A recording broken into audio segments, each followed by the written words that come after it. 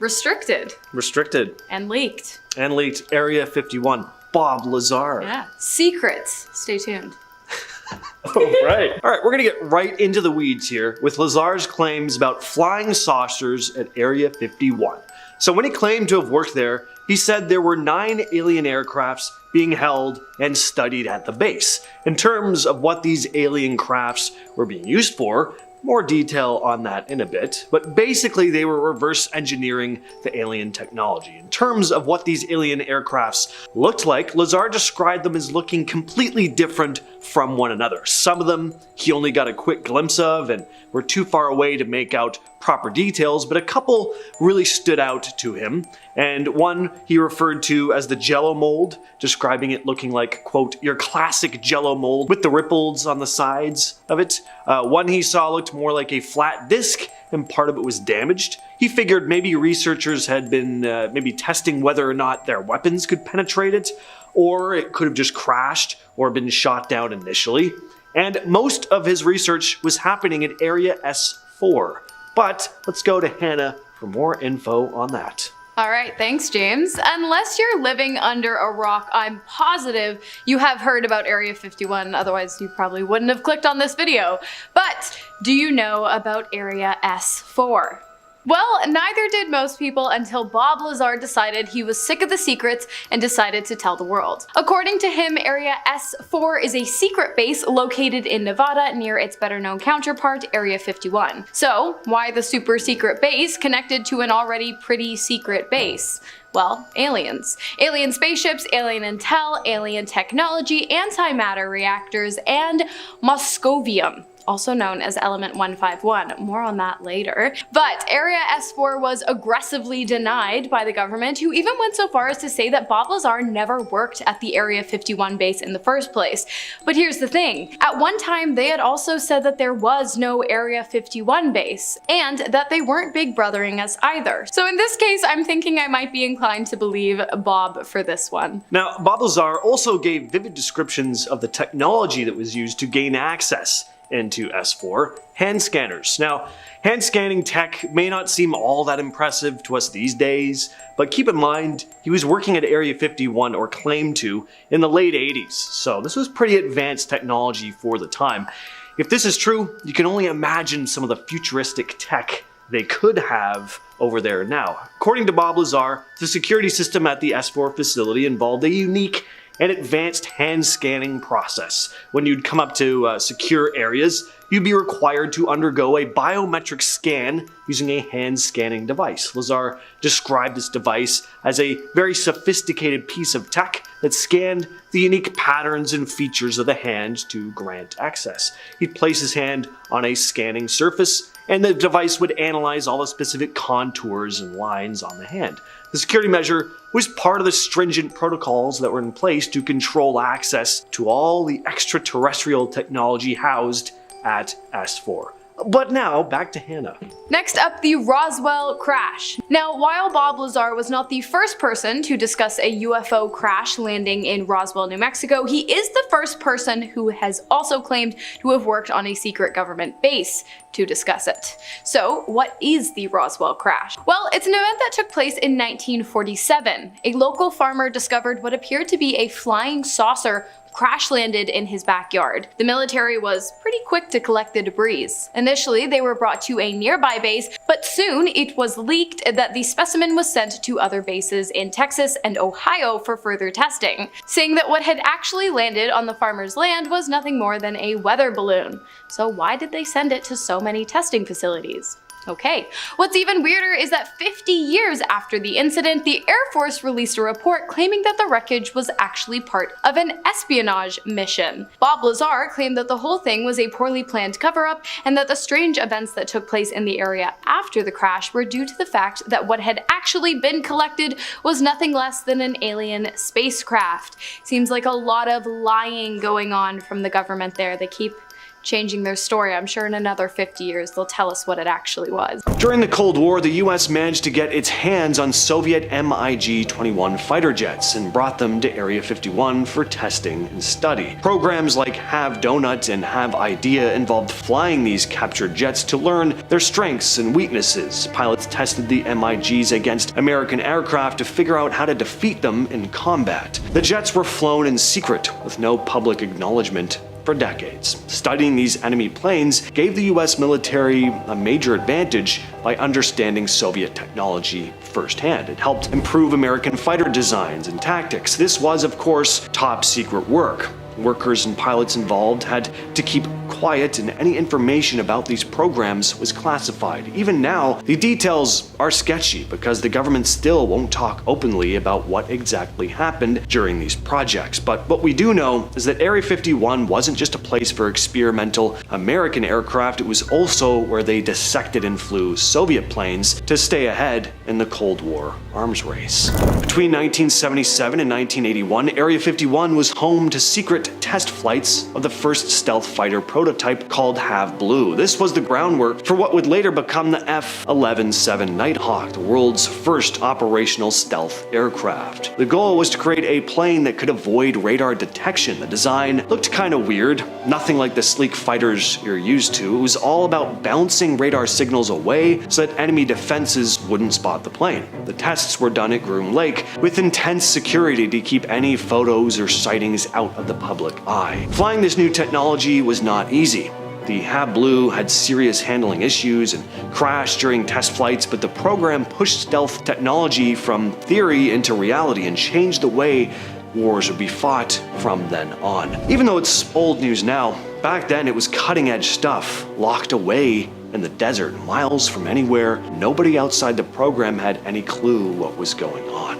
During the Cold War, the US government supposedly ran a campaign to confuse the public and hide new military aircraft programs. They did this by planting fake UFO stories and even photos near places like Area 51. The idea was simple: get people chasing aliens and UFOs instead of the secret planes the military was building. For example, the F-11-7 stealth fighter we just talked about was being developed, and its usual shape was so strange that if people had seen it, they'd probably think it was something alien. So Pentagon officials encouraged UFO sightings and rumors to throw people off. These disinformation tactics worked. UFO stories exploded in the 50s and 60s, and most people didn't realize that many of these sightings were actually secret test flights of advanced aircraft. By focusing everyone's attention on flying saucers, the military bought itself time to develop new technology without interference or leaks. At least that's what some say. I don't know. Maybe this is just wishful thinking on my part, but I think there's still a very good chance there really is extraterrestrial research being done at places like Area 51. And finally, we have this mysterious road near Area 51. A while back, a YouTube channel called Finding UFO put out a video showing some satellite images that might hint at a secret entrance to the base. While scrolling through Google Earth, they spotted a road leading to a parking lot at the base of a mountain. But that road wasn't there back in 1998. Older satellite pictures show no road or parking lot at all in that spot. It's just empty land. So why build a road and parking lot in the middle of nowhere, right next to a mountain where it doesn't seem to lead anywhere? It doesn't make much sense for people to park there and then walk back down the road to get somewhere else. That got people thinking that maybe there's a hidden tunnel carved into the mountain itself. If that's true, what could be going on inside? What do you think though? Is something going on, or is this just people reading too much into nothing?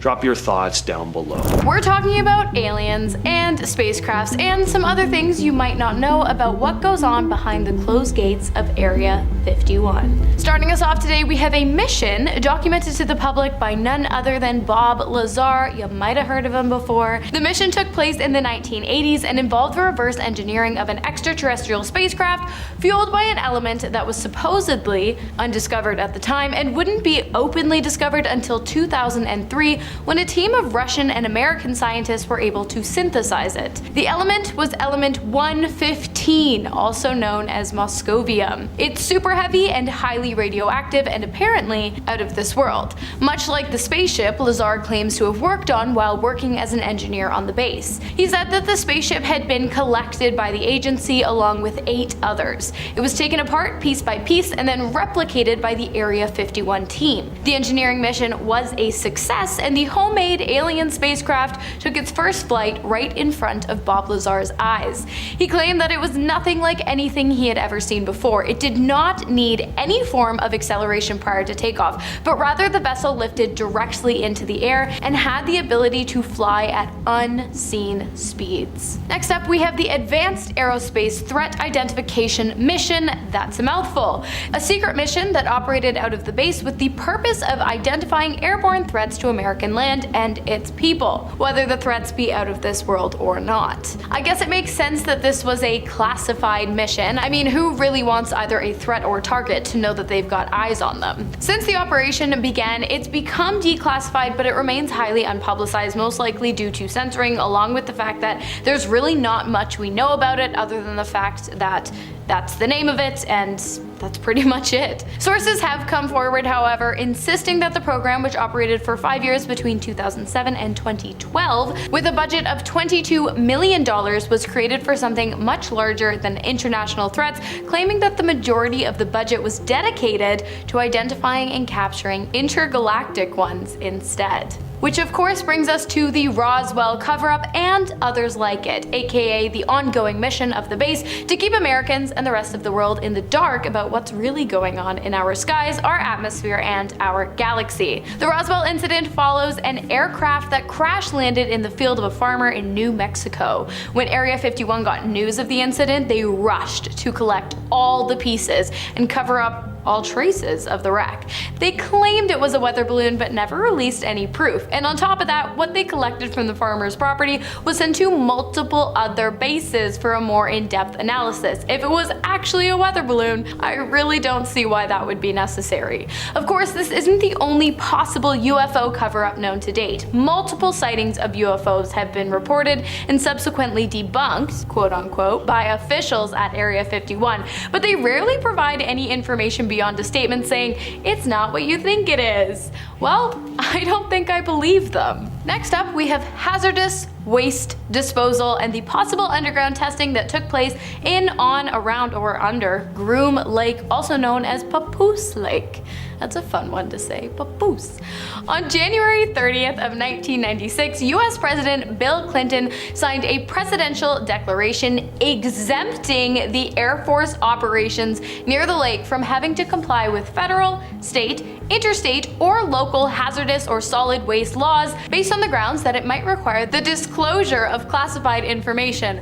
Wild! As you can imagine, this was terrible for locals in the area. I mean, the lake became illegal hazardous waste dumping ground. A lawsuit was filed alleging that the base had gone against the Conservation and Recovery Act in the area, but have no fear. In September of 2003, US President George W. Bush reiterated the fact that the military base was well within their rights to continue their lawless and potentially harmful waste disposal free of charge and without interference from the law. In the spring of 1997, 1 year after the allowance was originally granted, a man named Jerry Freeman somehow snuck his way onto the base and became the first civilian to see the lake after the hazardous disposals had begun. He described it as dried up and vibrating from the center with like a pulsing light, which led him to theorize that secret government experiments might possibly be taking place underneath or around the lake as well. Cell phones are all over this list. Seems like this is the only way to tell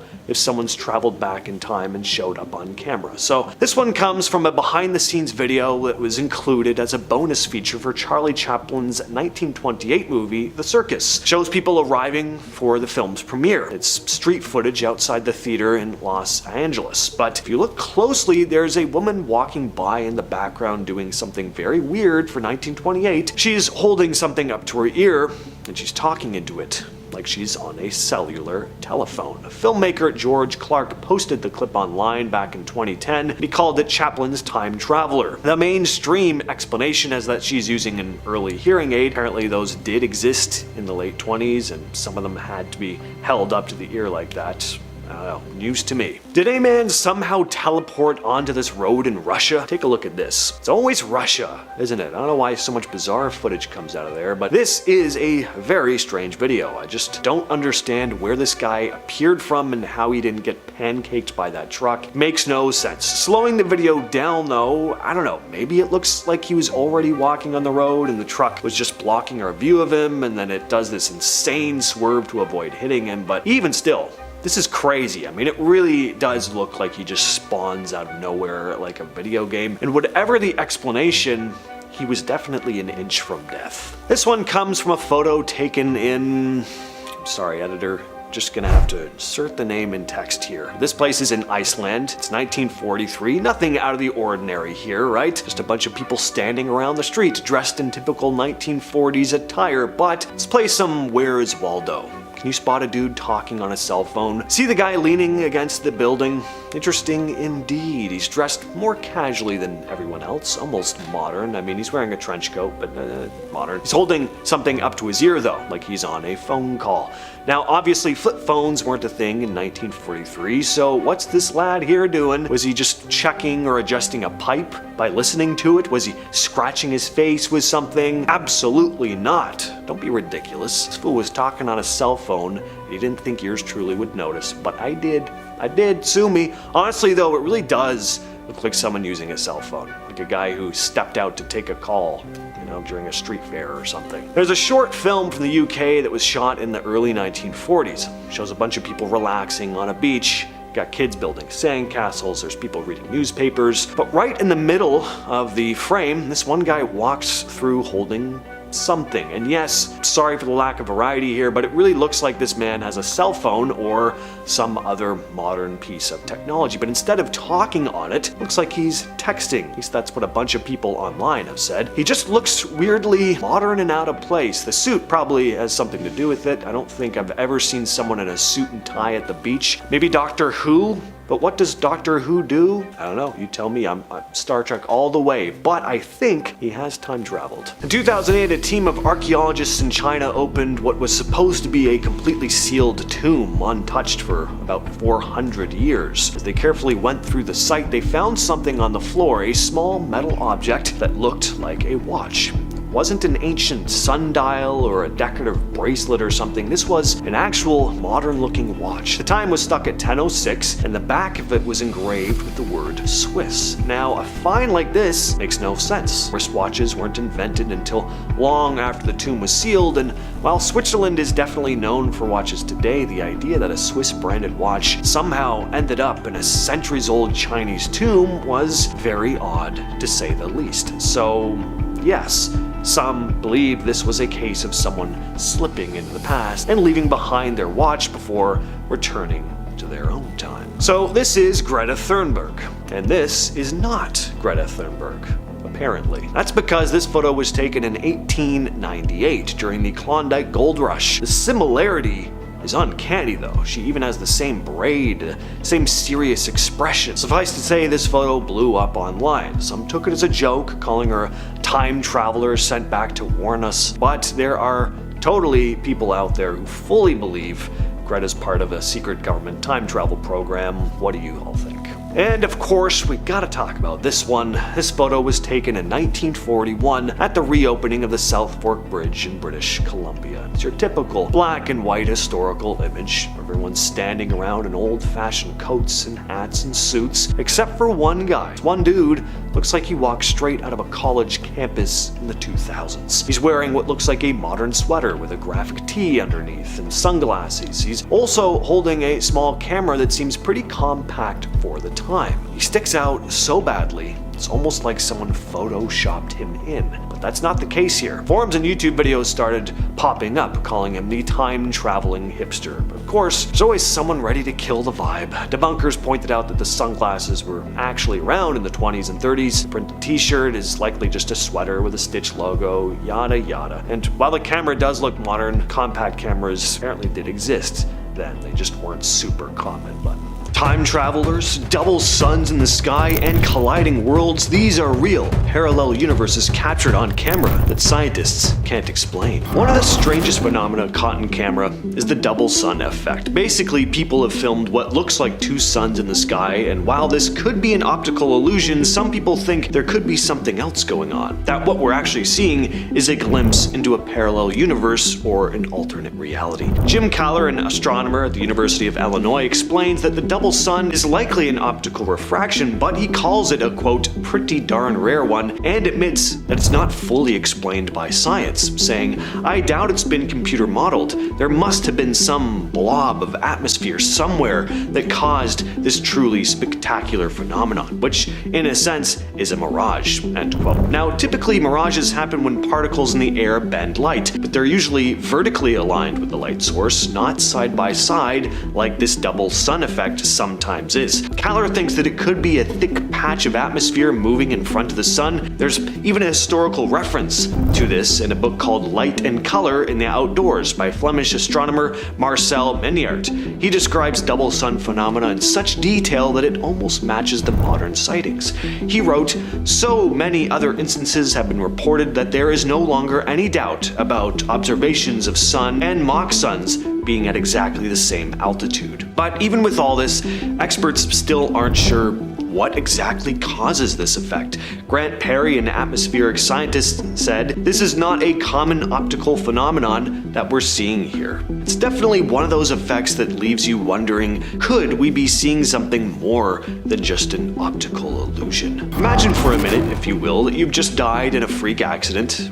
Suddenly you open your eyes and an entity is standing over you explaining that you're dead, but has given you the opportunity to travel back in time to a universe running parallel to your own in order to save yourself from dying. Of course, what I've just outlined here is complete fantasy, but many people have watched this video here and conjured up similar ideas and stories. In this CCTV footage, we see two men walking down the street at night. Two men who look pretty similar, mind you, both wearing dark clothing, both around the same height, same male pattern baldness. Now, the man trailing behind catches up to the dude in front and taps him on the shoulder just as a car passes, and then out of nowhere, this metal object swings out just in time for the guy to jump out of the way. If he hadn't received that warning tap on the shoulder, the thing would have plowed right into him. Now, there's a lot to unpack with this video. First of all, and what most people point out immediately about this video, is the fact that the guy who gives the warning tap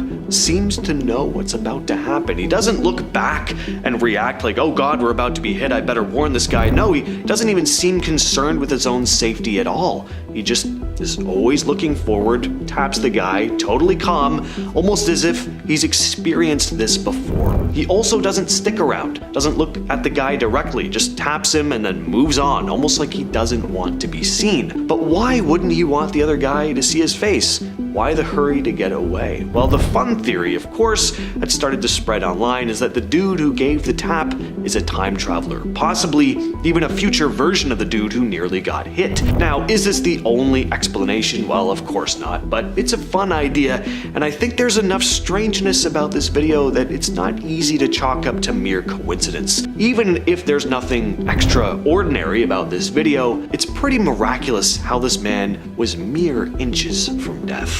The multiverse theory may actually have some observational science evidence behind it. Scientists at the European Space Agency Planck Orbital Observatory have been studying something called CMB, or cosmic microwave background radiation. This radiation is left over from the early super hot stages of our universe. Now, back in 2010, a team from the UK, Canada, and the US discovered 4 strange circular patterns in the CMB. It's not clear what these patterns mean, but one cool idea is that they could be the result of our universe bumping into another one. In 2015, another scientist at the European Space Agency, Rand Ramchari, made a similar discovery. He took a model of the CMB and removed everything we know, like stars, gas, and dust, and expected the image to be pretty much blank. But when he did that, it wasn't blank at all. Chari found areas of the sky that were 4,500 times brighter than they should have been. His theory? Those light patches could be imprints from a collision between our universe and another one. When a news crew went looking for ghost stories, they might have gotten more than they bargained for. In 2021, WNYT News Channel 13 in upstate New York did a live report from the Green Ridge Cemetery as part of a Halloween segment. Reporter Sam Hessler was on air in the pre-dawn hours, walking among the tombstones while a guide shared spooky historical tales. The broadcast went smoothly until viewers at home noticed something on their screens that even the crew on site missed. In the background, behind Sam, a misty white figure seemed to drift between the graves. It was brief and subtle, a flicker of what looked like a person or a fog moving fast. After the live shot, one astonished viewer alerted the station, and Sam herself was stunned reviewing the footage. She hadn't seen anything in person. WNYT later acknowledged the eerie moment, assuring folks the clip was unedited and truly aired live. The internet, of course, lit up with ghost caught on live TV posts and theories. Some paranormal enthusiasts called it one of the best accidental ghost sightings on a news broadcast, evidence of a spirit roaming the cemetery. Skeptics countered that it could have been a camera glitch, a passing car's headlights reflecting, or even a stray piece of insect or dust close to the lens creating a blur. The station's own write-up teased it as something almost too crazy to be real and encouraged viewers to watch and decide for themselves. You're watching HGTV and suddenly an emergency alert pops up warning that the end of the world is here. What do? That nightmare scenario actually happened to some TV viewers in Southern California in September 2017. Without warning, regular programming was interrupted by the emergency alert system. The typical alert banner scrolled, but then things got truly terrifying. A booming male voice came on and proclaimed, "Realize this, that in the last days extremely violent times will come." Imagine hearing that out of the blue on a Thursday morning and you're just trying to love it or list it. Understandably, people freaked out. It sounded like a prophecy of an imminent apocalypse or some wartime broadcast. As dramatic as it was, this turned out not to be the work of pranksters or an alien overlord, but simply a technical glitch and incredibly bad timing during a routine test of the emergency alert system. In short, the system glitched out and aired a fire and brimstone sermon by mistake. Cox and Spectrum cable customers heard what sounded like a doomsday warning, but it was just Pastor Chuck Swindoll quoting the Bible, 2 Timothy 3:1, on an FM station. Both the cable company and the FCC confirmed it was an error, not a hack, but not before scaring the heck out of viewers. In the middle of a live US Congress debate, viewers suddenly saw something Russian. In January 2017, politics junkies watching a C-SPAN online feed got a strange surprise. The feed, which was showing a live House of Representatives session, abruptly switched to Russia Today, the Kremlin-funded news channel, for about 10 minutes. Given that this occurred amid intense news about Russian cyber interference, many thought C-SPAN had been hacked by Russians in real time. C-SPAN quickly investigated and put out a statement. They didn't believe it was a hack, but rather a routing technical error. The leading theory is that some glitch caused the RT feed to literally overlap and replace the C-SPAN feed on their site. In simulation terms, it's like two different programs momentarily cross-wired. The timing, however, was almost comical. It happened just hours after a power outage oddly halted a Senate hearing about Russian hacking. Even Waters, whose speech was interrupted, remarked on the curious timing and demanded a clear explanation. Seeing Moscow news pop up in a US government broadcast felt like a scene from a spy movie, or a reminder that the simulation has a twisted sense of humor. Our final glitch was literally one word caught in an endless loop, and of course, that word was Russia. Also in January 2017, I guess a bad month for TV gremlins, MSNBC's show Hardball experienced a freaky moment. Journalist Dave Ignatius was talking to host Chris Matthews about, ironically, Russian interference in US politics. He said the word Russia and bang. The screen flickered and started repeating Russia, Russia, Russia over and over in a feedback loop. Chris Matthews looked confused as the glitch kept going for several seconds, seconds, echoing Russia in a creepy cadence until the control room cut to commercial. Given the climate at the time, Twitter exploded with jokes that Moscow hackers or the Kremlin Matrix had struck again, but most likely this was just a bizarre technical malfunction. Perhaps a failing satellite feed or encoding error that caused a few seconds of audio/video to loop. The fact it looped that particular word on that particular topic, well, that was gold for conspiracy lovers and also late night comedians. MSNBC assured it wasn't intentional and nothing nefarious was found. If we do live in a simulation, it definitely has a flair for dramatic irony. Glowing objects battled across the sky in 1561 Nuremberg.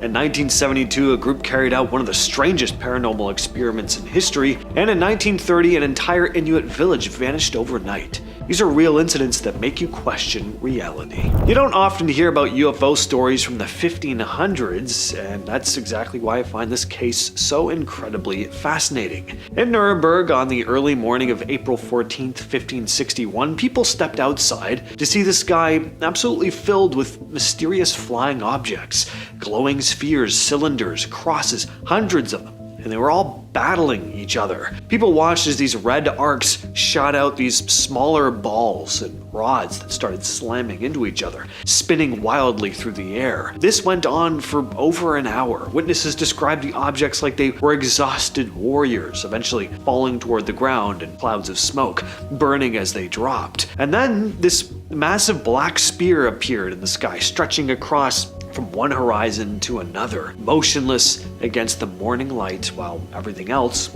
was in chaos. Absolutely insane story, right? But there were all these witnesses, unable to make any sense of what the hell they were seeing. There were tons of illustrations at the time too, depicting the eyewitness accounts, and they're nuts to look at. And there are theories as to what people saw, possibly a mirage. Some have said it was flocks of birds, but I don't know, doesn't sound likely. So what happened? Were people watching alien ships battle in the sky? Who the hell knows? But I, for one, would love to go back in time and see this for myself. So back in 1972, a group in Toronto wanted to do an experiment surrounding ghosts. But they weren't just testing whether ghosts were real. They wanted to see if ghosts aren't spirits of the dead, but something we create with our own minds. Dr. A.R.G. Owen and his team invented a ghost from scratch. They named him Philip Aylesford and created a whole backstory for him. Basically, they invented a character. They made him a nobleman from the 1600s who had a tragic romance that led to a lonely death. A pretty standard ghost story, except this wasn't based on any real historical event. They drew his portrait and described his old English estate, talking about him like he was a real person that they knew. Their first meetings were pretty normal. They just sit around talking about Philip's fake life. But once they started holding seances, the atmosphere started to change. Their tables started trembling. Then came the knocks, soft at first, then sharp and clear. They'd ask Philip questions, and the knocks would answer, one for yes, two for no. Week after week, things escalated. The table would slide across the floor by itself. The lights would flicker. People felt cold drafts against their skin, even when all the windows were shut. And some swore they heard faint laughter or whispers that didn't belong to anyone there. When they finally did a live seance in front of 50 witnesses, people in the audience felt a presence, heard things moving around, but nothing showed up on the recording equipment. Philip only seemed to exist when people believed he did. They had set out to prove that hauntings were purely psychological, but they ended up creating something that felt genuinely real to everyone in that room. So belief alone could move furniture and drop the temperature, then where does imagination end and reality begin? Joe LaBelle was a fur trapper who knew the routes around Lake Anjikuni in Canada's Northwest Territories pretty well. In November 1930, he showed up at a small Inuit village he'd visited before. About 25 people lived there. What he was expecting to see was smoke from fires, people preparing for winter, and kids running around, but what he found was completely quiet. Food was still hanging on drying racks. Clothes were folded inside tents. Tools were sitting right where someone had been using them. Then LaBelle found the dogs, all dead, still tied up, frozen solid. Then he reached the burial ground, and every grave had been dug up. They were now all empty. but there were no tracks leading out of the village. LaBelle rushed to alert the Mounties, who investigated but couldn't come up with a solid explanation. And when newspapers ran the story in 1931, the police suddenly denied the whole thing ever happened. After that, there were all kinds of theories: forced relocation by the government, mass kidnapping. People also talked about glowing lights over the lake around that time. So what happened? Is the story a hoax? Did something happen that the authorities wanted buried? Or did something genuinely unexplainable take place? We may never know. It was mid-morning break at Ariel School in Ruwa, Zimbabwe, September 16th, 1994. About 60 kids between 6 and 12 years old were outside playing while their teachers were inside having a meeting. Suddenly, the children started seeing silver objects drop from the sky, landing in the brush just past the playground fence. And then figures stepped out. Short beings dressed in black with big bulbous eyes. A bunch of them panicked and ran back toward the school, but some stayed and watched, and this is where it gets really bizarre. The children said these beings communicated with them telepathically, not speaking out loud, but putting thoughts directly into their heads. The message was about Earth, warnings about pollution, technology, humans destroying the planet. When they told their teachers what had happened, they obviously didn't believe them. But that night, the kids all went back to their parents. And by the next day, everyone in the area was talking about it. The story hit the radio, and soon UFO researcher Cynthia Hind showed up, followed by a BBC reporter, Tim Leach, and Harvard psychiatrist John Mack. He interviewed the students separately, and their drawings all matched up, and the descriptions were almost identical. And decades later, many of those witnesses, now adults with normal lives and careers, still insist that they saw something that day. The summer of 1980 brought a big marching band competition to Hollandwell Showground in Nottinghamshire, England. Hundreds of young performers had traveled from all over the East Midlands, some for hours, all excited to compete. The show started around 9 in the morning. By 10:30 though, people started collapsing. At first it was just a few students here and there, and then dozens, and then what looked like hundreds. One witness said they were, quote, falling down like 9 pins. Some turned pale and couldn't stop shaking. Many were vomiting and dizzy, saying their limbs felt like they had no bones in them. A few complained their eyes and throats were burning. Some adults in the crowd were affected too. At least 259 people ended up being rushed to the hospital. Nobody could figure out what had caused this. They tested everything: food, water, checked for radiation or pesticide spraying in the nearby fields. Eventually, the leading theory was that it was caused by a chemical called tridomorph, a pesticide that later got banned for being hazardous, but they can't say for sure if that's what it was. And there's this detail that still bothers people to this day. Some witnesses swore that even the horses near the showground collapsed.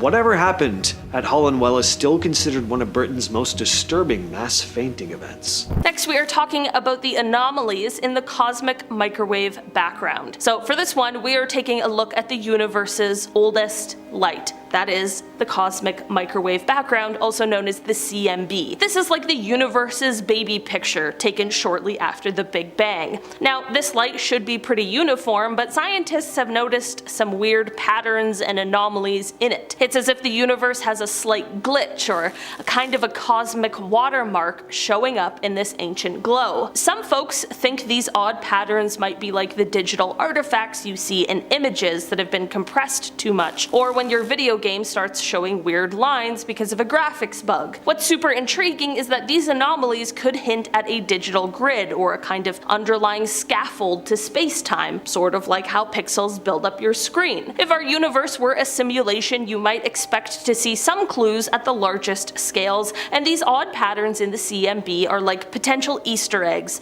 left by the universe's programmers. Next, we are talking about Gödel's incompleteness theorems. So these theorems are like the ultimate brain teasers of the math world. They tell us that if you have a robust enough system of math, the kind you could use to describe, say, the entire universe, there are always going to be some puzzles you can't solve, no matter how hard you try. It's like having a never-ending list of riddles where some just don't have an answer. Now, think about a computer simulation. Even the most powerful video game or simulation has its limits. There are certain things that it just can't compute or display. Gödel's theorems suggest something similar about our universe. There might be cosmic rules that are kind of like a computer's programming constraints. These unprovable truths could mean we're in a giant cosmic simulation where some things are set up just so the system can keep running without crashing. It's a mind-bending idea that maybe some of the mysteries in the universe are unsolvable because they're built into the code of our reality. Next, we are talking about the bootstrap paradox, which in physics is like a cosmic chicken or the egg scenario that really twists your brain. Imagine you write a story where a scientist receives a mysterious notebook from the future filled with ideas that they then publish. Where did the original idea come from? Similarly, in physics, we have laws that could potentially explain how entire universes, including one like ours, might be created. It's as if the universe could contain the recipe for making more universes, including itself. This kind of mind-bending, self-creating loop is like a video game where characters discover they can design and spawn new levels or even new games from within the game they're already playing. It suggests our universe could be just one level in an epic cosmic game, constantly spawning new universes in a never-ending cycle. So next time you're pondering the mysteries of the cosmos, consider that maybe we're in a universe that's bootstrapping itself into existence. Next, we are talking about the black hole information paradox. Imagine you toss your favorite book into a black hole, a bit dramatic, I know. According to the rules of quantum mechanics, the information in that book should be preserved somewhere, somehow, because in the quantum world, information never really disappears. But black holes, these cosmic vacuum cleaners, seem to suck everything in and let nothing out, not even light, which makes it look like the information just vanishes from the universe. This dilemma is what scientists call the black hole information paradox. Now here's where things get really sci-fi. Some smart folks think this paradox could be a clue that we are living in a cosmic hologram. They suggest that all the information swallowed by the black hole might actually be stored on its surface, kind of like how your phone stores stuff in the cloud. I'm still trying to figure out what the cloud is. This idea is part of the holographic principle, which hints that our entire 3D universe might be a projection from a 2D boundary. This very mind-bending concept fits nicely with the simulation hypothesis, suggesting that what we experience as three-dimensional could be just another level of grand cosmic simulation. And finally on our list today, we are talking about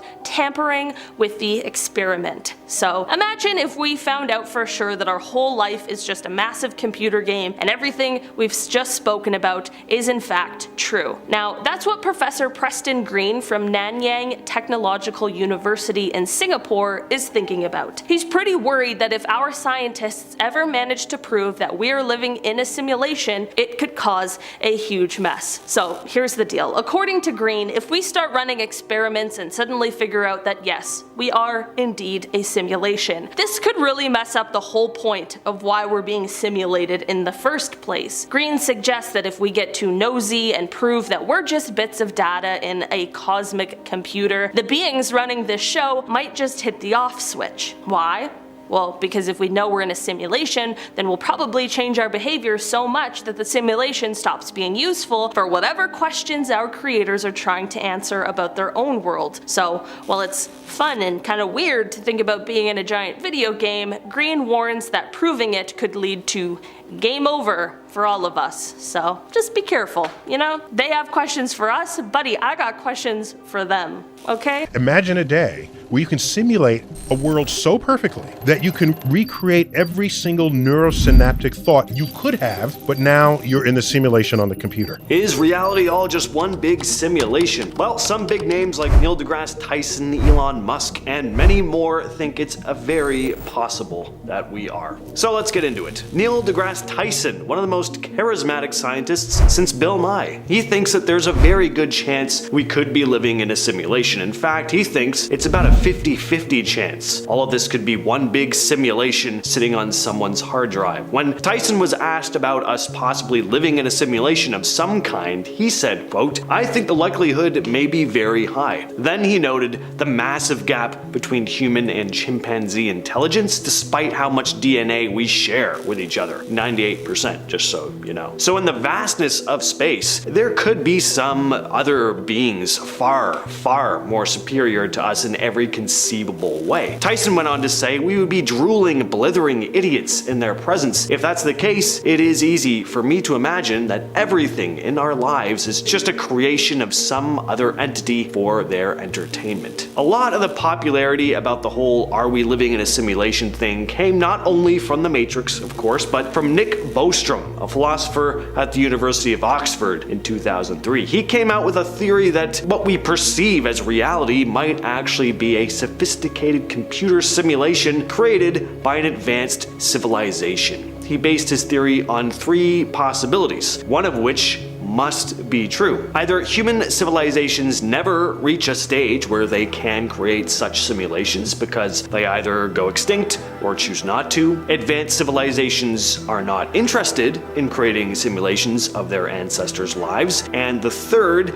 is that we are almost certainly living in a simulation. See, Bostrom argues that if the first two options are not true, then the third must be. Because if any advanced civilizations are capable of creating simulations and are interested in doing so, the number of simulated realities would far outnumber the one originally created. So the probability that we are living in the real world is very low. To make it simpler, think about it like this. Let's say you have one real world and millions of simulated ones. If you randomly found yourself in one of these worlds, the chances are incredibly high that you're in one of the simulations rather than the one real world. People often liken this idea to video games. Just as characters in a game might believe their world is real, Bostrom suggests that our reality could be created by beings with technology far beyond our own, and we wouldn't necessarily know it.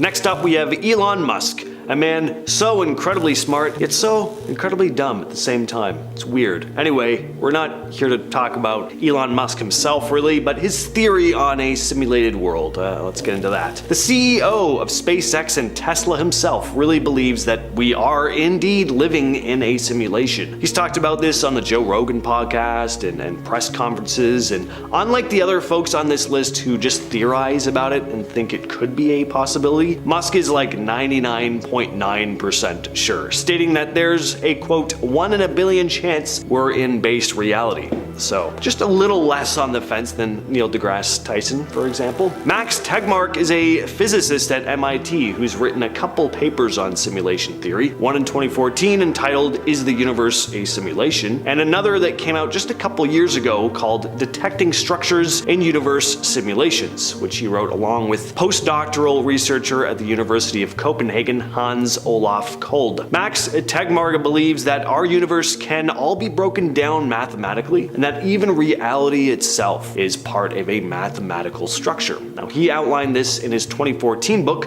Our Mathematical Universe. So Tegmark thinks that these mathematical structures could essentially be similar to the type of code we see used in, say, video games. A simulation. In Tegmark's own words, if I were a character in a computer game, I would also discover eventually that the rules seemed completely rigid and mathematical. Next up, we have James Gates, who spoke at the Isaac Asimov Memorial Debate along with Max Tegmark, Neil deGrasse Tyson, and others. Gates is a theoretical physicist at the University of Maryland, and he made similar discoveries as Max Tegmark did. He stated, "I was driven to error-correcting codes. They're what make browsers work." So why were they in the equations I was studying about quarks and electrons and supersymmetry?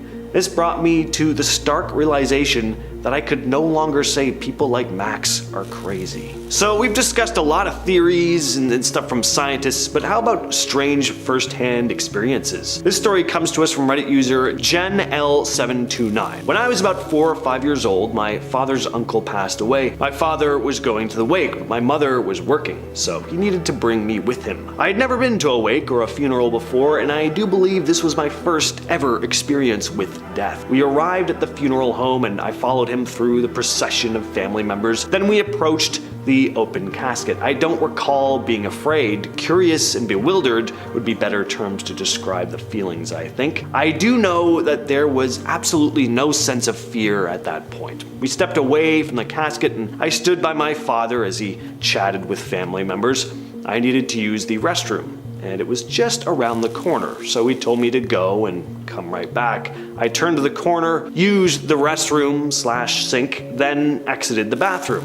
When I came out and turned the corner, the room was empty, and there was no casket. My father was gone, and so were all the other people that were there only a moment ago. I fearfully began wandering around the funeral home, but not a person could be found. The entire building was silent and empty. Finally, as I neared the front entrance of the building and was going to step outside, an employee approached me from the alcove on the right where they kept the coats to see if I was okay. I don't remember any of the conversation, but they turned me around and directed me back to the bathroom. When I came out of the bathroom, everything had returned to normal. Now, that person was very young. It's a very old memory they had, so finicky, but interesting story. So I mentioned glitches in the Matrix a bit earlier, so I want to go into more detail on that. This one is very popular online. Glitches in the Matrix are when people claim to experience weird moments where reality seems to glitch out. Like say you notice what looks to be the same person walking by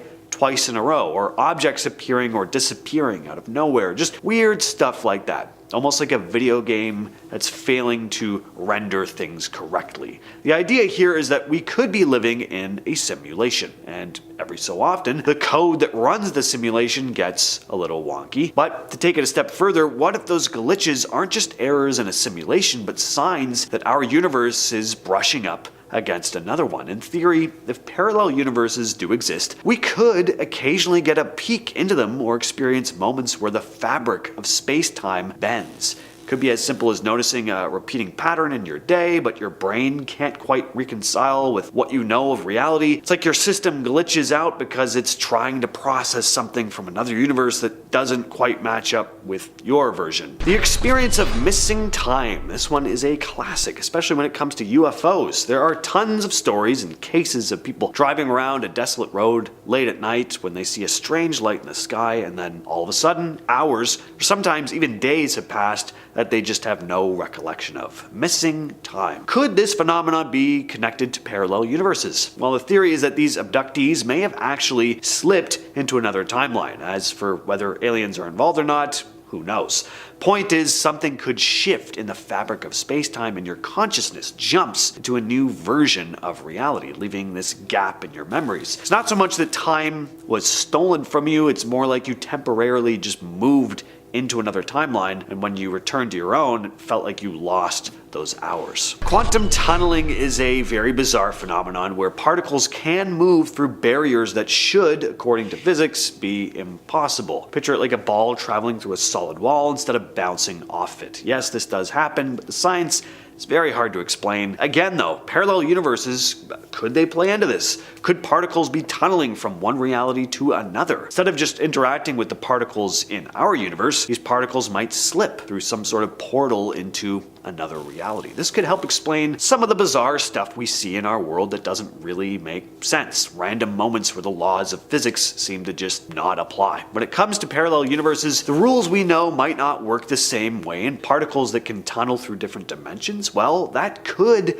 be the key to how those universes are crossing paths, even if we don't always notice. All right, let's switch gears, head up into space. We've got all kinds of mysterious things out there. Strange lights, unexplained radio signals, objects that don't behave how we expect them to. Of course, you know where I'm going with this one, but even some scientists wonder if some of these things could be evidence of parallel universes. Take the WOW signal, for example, an unexplained radio signal detected by astronomers back in 1977 that lasted for about 72 seconds and then disappeared. No one knows where it came from or what caused it. Some think it could have come from a parallel universe, trying to communicate with ours. And yes, it sounds pretty far-fetched, and maybe it is. Maybe there's a much more mundane explanation, but also consider just how vast and mysterious space is, and how little we really understand of it. Looking at it that way, the possibility of another universe interacting with ours in some way seems pretty plausible. Every so often we hear about things that seem to appear out of nowhere. Like maybe you're in your living room,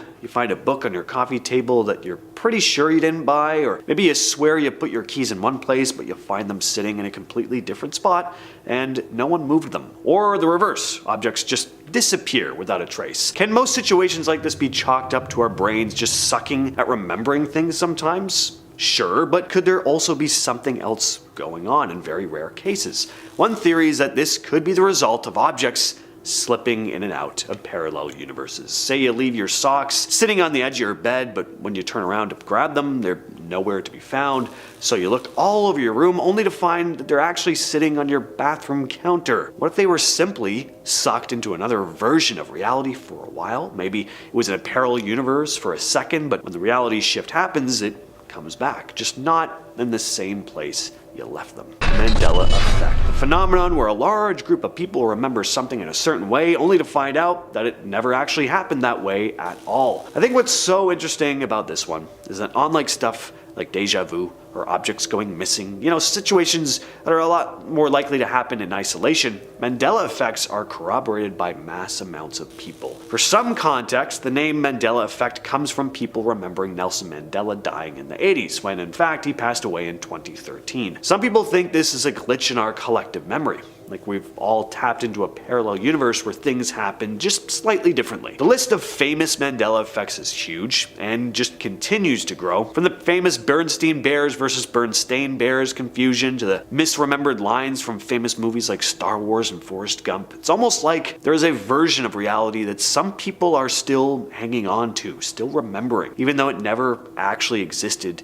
in our timeline. Again, are these just examples of our collective memory not being the most reliable, or could we just possibly be momentarily connecting to another universe where things unfolded just slightly differently? All right, next up we have Bob Lazar's description of briefing documents. So we've already covered, and we'll talk more about the alien aircrafts seen at the facility, but what about their origin? Does anyone know where these things came from? Well, according to Lazar, the government did have quite a bit of information on these alien beings, and this info was shared with him and other workers in briefing documents. They were part of a briefing that was provided to personnel working on the classified projects at S4. Lazar described the briefing documents as these detailed manuscripts that covered this whole range of topics related to the alleged extraterrestrial presence. They contained info about the history of these alien beings, their technology, and the reasons for their interactions with Earth. So, in the beginning, James did mention the 9 spacecrafts being examined in Area 51,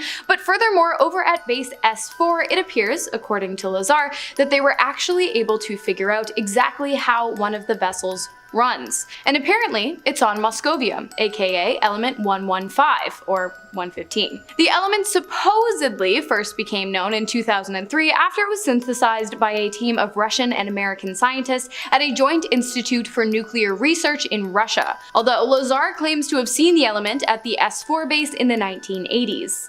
So, what is element 115? Well, it's a super heavy radioactive element by bombarding the atoms of element americium, 243 with the ions of calcium 48. Hopefully I pronounced those somewhat correctly. Obviously, I don't recommend trying this at home. As I said, the element is radioactive, and also you probably can't do it at home unless you have some kind of $1 million lab stashed away in your basement. Anyways, I think that I do believe Lazar, because if anything's gonna power an alien spaceship, it's probably gonna be something heavy and radioactive. Back to you, James. Now, aside from all the alien technology stuff and the inner workings of Area 51, there's another interesting story Bob Lazar has shared about his time working at the base, and that's that his phone needed to be tapped. The higher-ups needed to be able to listen in on Lazar's phone to help make sure he wasn't sharing any sensitive information over the phone, but also to help get a sense of his home life. Lazar wasn't allowed to share any info with anyone, of course, including his wife. She was completely in the dark about what he was doing day to day, and she began to think that he was having an affair. And then she started having an affair. The higher-ups at Area 51 knew this because they'd been listening in on his home phone, but Lazar had no idea. One day he came into work but was stopped from coming in. Then in the days that followed, he started noticing that he was being followed. He found out after the fact that they wanted to make sure Lazar wasn't going off the deep end due to marital problems and that he'd be stable enough to continue his work at the base. So, Lazar saw the base, and he saw the spacecraft, and he saw what powers it. And then, apparently, he saw military personnel reverse engineer it. Honestly, I don't know why they don't just release this information publicly. I mean, the Pentagon released a bunch of UFO footage, and we're supposed to believe that the best they can do is capture it on video?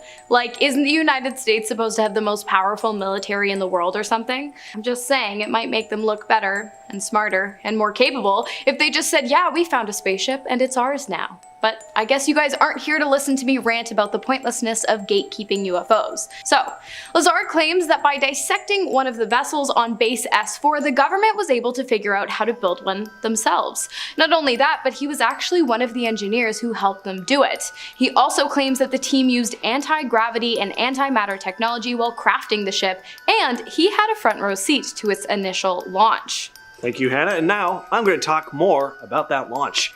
So because they knew how these vessels ran, the logical next step was to try taking one for a spin. Lazar described being called out to observe an aerial test of the spacecraft that he'd been helping to work on, and personnel were communicating with someone in the craft who was going to be piloting it. He described the craft as being very quiet, almost completely silent. On initial takeoff, it emitted a blue glowing discharge, making kind of a hissing sound, but once in the air, it just hovered silently. Then the craft did some simple maneuvers, moving around left to right in the air, before it lightly landing back on the ground. Lazar was also told that because traffic in the surrounding area was apparently lowest on Wednesdays, that's when the more impressive flight tests took place. This is where they'd actually take the craft out and fly it higher over the test site and do more impressive maneuvers with it. So, if Bob Lazar's claims turn out to be true, which they probably will, he will become one of the biggest United States whistleblowers to date, much like Edward Snowden, who revealed the magnitude of government surveillance back in May of 2013. But now that the UFO cat seems to be out of the bag, Lazar has begun to fear for his life. In an interview with 8 News Now, Lazar revealed that the only reason he chose to speak with the news channel was because he believed the government was after him, and he felt that he needed to be in the public eye to ensure his safety. This is the same reason that he claims to have produced his 2018 documentary, Bob Lazar, Area 51 and Flying Saucers. It's a very direct name, straight to the point. I like it. Lazar claimed that unfavorable things had started happening in his life after revealing the secrets of S4, which he did because he believed that by withholding the information regarding the existence of UFOs and alien intelligence, while many people have backed Lazar's story, with some even claiming to have witnessed the events that took place on the base as well, no one has garnered the same amount of popularity and scrutiny as Lazar, who has had all his credentials wiped from online databases and has been condemned and deemed as a liar by the United States military, who claimed that not only has Lazar never set foot on the base S4, but also that S4 doesn't even exist. But again, the military is known to lie, so let me know in the comments who you believe. Toxic chemicals were openly burned in Area 51, and workers say it left them with serious diseases, while the government tried to keep everything covered up.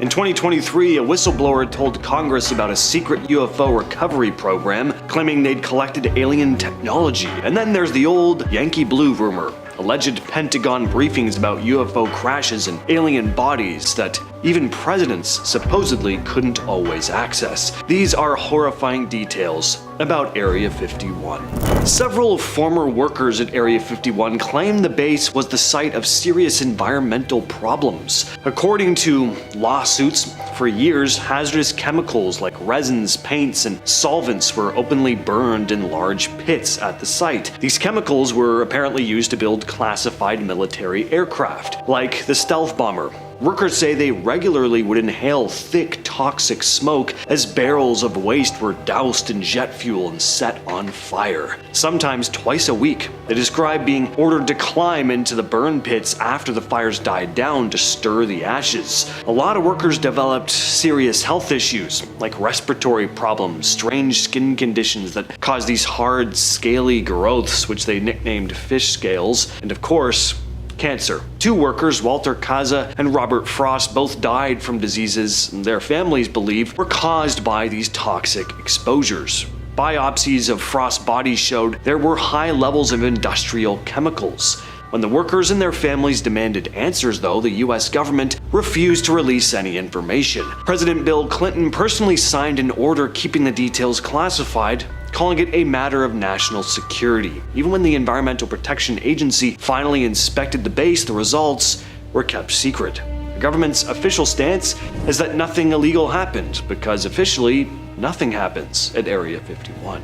In July of 2023, former Air Force intelligence officer David Grush testified at Congress that he'd learned about a secret program recovering UFOs. He claimed that it included what he referred to as non-human biologics, and that people had died guarding this information. Grush explained that over 40 insiders had backed his story. He said he requested full access to the classified files but got shut down. And he offered to prove things in private but still hit walls. Naturally, the Pentagon and NASA flatly denied anything like that existed. No UAP retrieval programs, no alien remains, nothing. But Grush didn't back off. He was quoted saying the whistleblower system failed him and that he's kept talking with reporters. No one's produced an alien artifact yet, but the claim that aliens or alien parts being recovered and hidden caught fire all over the internet. And if any place was going to stash something like that, people figured Area 51 was probably a good place. Yankee Blue was the name floating around in UFO circles, tied to a rumor about secret Pentagon briefings on recovered alien crafts. According to stories that surfaced in the 80s and 90s, a small group of insiders supposedly held these Yankee Blue meetings to get top-level briefings on UFO crashes, alien bodies, and what was really going on at places like Area 51. People like John Lear, Bill Cooper, and other big names in the UFO community passed these stories around, saying Yankee Blue was the go-to phrase for these alien crash retrieval programs. There was never hard proof, just a lot of word of mouth passed between UFO researchers, retired military guys, and some anonymous sources, but the idea stuck. They said these briefings talked about reverse engineering spacecraft and that bits and pieces of wreckage, possibly even biological material, had been stored at secure sites like Area 51. Some versions of the story claimed that even presidents only got access to these briefings if they had the right clearance, which supposedly wasn't automatic even for them. During the Cold War, Area 51 was used for weird weapons tests. In the late 50s and early 60s, the US military ran EMP, electromagnetic pulse experiments, near Groom Lake. They were small scale but powerful enough to knock out electronics from a distance. They were trying to figure out how to disable enemy aircraft or missiles without having to shoot them down. Locals sometimes saw these bright flashes in the sky or glowing objects zipping around the test areas, and it didn't take long for UFO sightings to pour in. People had no clue about EMP testing, and some of the lights matched classic UFO descriptions. Sudden movements, weird hovering, and moments where car engines or radios would briefly cut out. It's the kind of thing that if you didn't know what was being tested, would look exactly like some kind of alien technology. There are declassified records now that confirm these EMP experiments happened and that they caused interference with nearby equipment. Some even think the military leaned into the UFO stories on purpose to keep attention off of their real work. In the 80s, the government ran Project 57 near Area 51 to study what would happen if a bomber carrying a nuclear weapon crashed and spread plutonium. They simulated a crash involving real plutonium to see how far radioactive contamination would spread across the desert. The test involved detonating explosives to scatter plutonium particles over the ground. This left serious radioactive contamination in an area called Area 13, right next to the Area 51 test range. Even decades later, the site is off limits, fenced off with warning signs. Cleanup crews found plutonium had spread farther than expected, so some contaminated soil had to be dug up and buried deep in special waste sites. People involved in the project later said it was one of the most dangerous things done at the site. On January 5th, 1967, a CIA A-12 spy plane crashed near Area 51 after running out of fuel. The pilot, Walter Ray, had to eject, but his parachute didn't fully deploy, and he was killed on impact. The A-12 was a top-secret aircraft. It was so classified that even Ray's widow wasn't told what kind of plane he'd be flying. She was simply told he was on a routine mission. The wreckage scattered across the Nevada desert, and the CIA rushed to recover every piece before the public could find it. They even used cover stories, saying it was just a conventional jet to keep the A-12's existence hidden. Walter Ray was buried in the desert near the crash site with no public ceremony. The whole thing stayed secret for years. It wasn't until decades later that the full story came out, when the CIA finally declassified details about the A-12 program. Ray's name now appears on the CIA's memorial wall.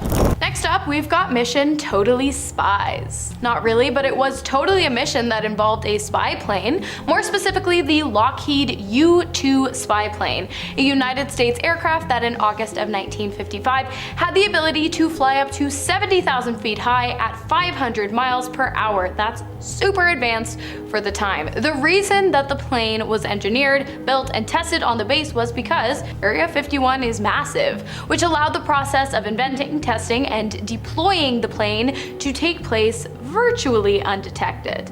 Well, kinda. I mean, the Soviets didn't see it, so that was a win for sure. Some locals did, and when they first saw the plane, they actually believed it to be some kind of alien spacecraft, which may lend a reason as to why the base became so intermingled with extraterrestrial folklore. For a while, the government let this line of thinking slide, but eventually revealed that what had been seen in the skies around Area 51 was in fact an advanced piece of espionage technology, or so they say. Okay, another great use for a massive secret base. Probably nuclear testing, right? Yeah, I think so. Do you think so? Because the fellows over at Area 51 definitely thought so. The base became a nuclear testing facility during the 1950s after the US, along with Canada and the United Kingdom, created the first nuclear weapon, aka the Manhattan Project. The base was used to test the severity and the risk level of the weapon, as well as its impact on environmental factors, along with environmental restoration techniques. A hazardous materials spill center was also built on the base, but I think we all know exactly how the majority of the hazardous waste was handled. Papoose. A crap ton of fission-type nuclear devices were detonated in the area, as well as dirty bombs, which are radioactive dispersal devices that combine radioactive material with conventional explosives. This led to a permanent change in the area's landscape, and to this day, the soils of the Nevada test site remain contaminated with radioactive materials. We are all aware that censorship is rampant in this day and age, but it's really nothing new, as highlighted by the publishing and quick removal of a photograph showcasing the base. The image was taken in 1998 by a Russian spy satellite. I'm not sure if they knew at the time that they had just struck American gold, but it seems as though in 2000 they came to realize exactly what they had achieved. The first ever photograph taken of Area 51, and from an aerial point of view no less, was released to the public. It was posted on a website called terraserver.com, which charged viewers around $7 to see the image. And it was actually totally legal, because in 1992 the Open Skies Treaty dictated that all 24 signatory nations, meaning all 24 nations who signed the treaty, had permission to photograph and publish each other's territories.